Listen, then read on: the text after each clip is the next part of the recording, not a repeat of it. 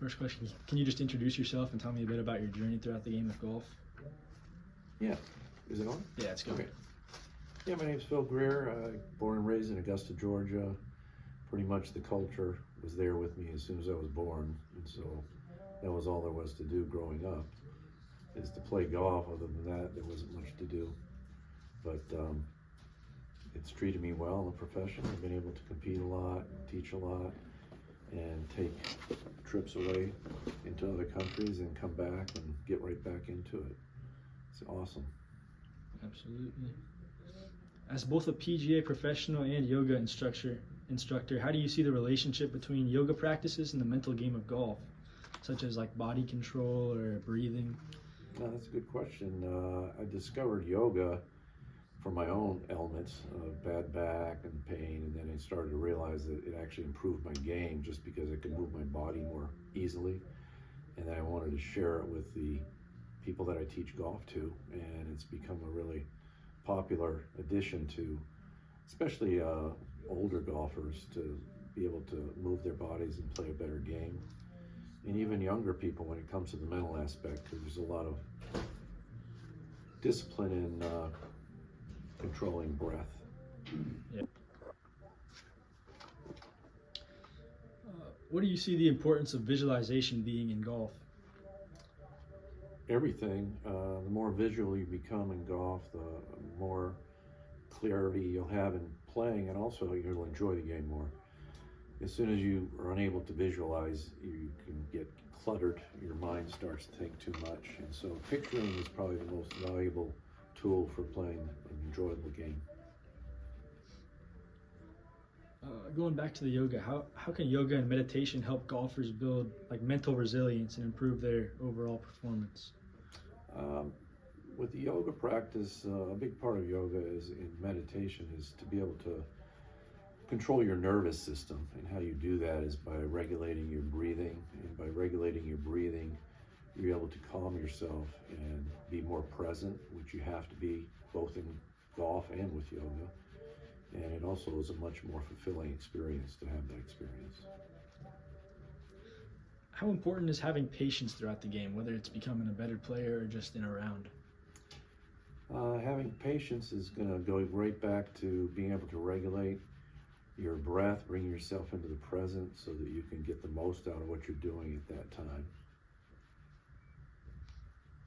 What's a common mental barrier you see in golfers, from younger players to the pros? The most common barrier, not just in golf but life in general, is the self-talk that takes place. The conversations that you have with yourself, whether they're negative or getting you down, and to be able to reverse that is a big challenge sometimes because it's built in from so far back. But you can train yourself to do it if you have self-discipline. A lot of young golfers struggle with playing in front of a crowd or high competition. What's one way you go about handling that pressure? I think getting back to focusing on things that are more present, because when you are thinking of crowds, you're thinking outside of the present. And the more you bring your attention to your breathing, you start to forget about everyone around you. Want to take that? If you could go back and coach your younger self, what piece of advice would you give? The advice I would give myself is to try to always look at a bigger picture and not focus so much on what's in front of you. With regard to like playing competition and tournaments, that's what it was all about myself growing up. And with that focus, I was unable to realize that there was so much more in the profession besides just playing in tournaments. And for example, teaching, running tournaments. And it's a much larger picture. I would do that. How important is confidence to you, and how can golfers go about building that confidence?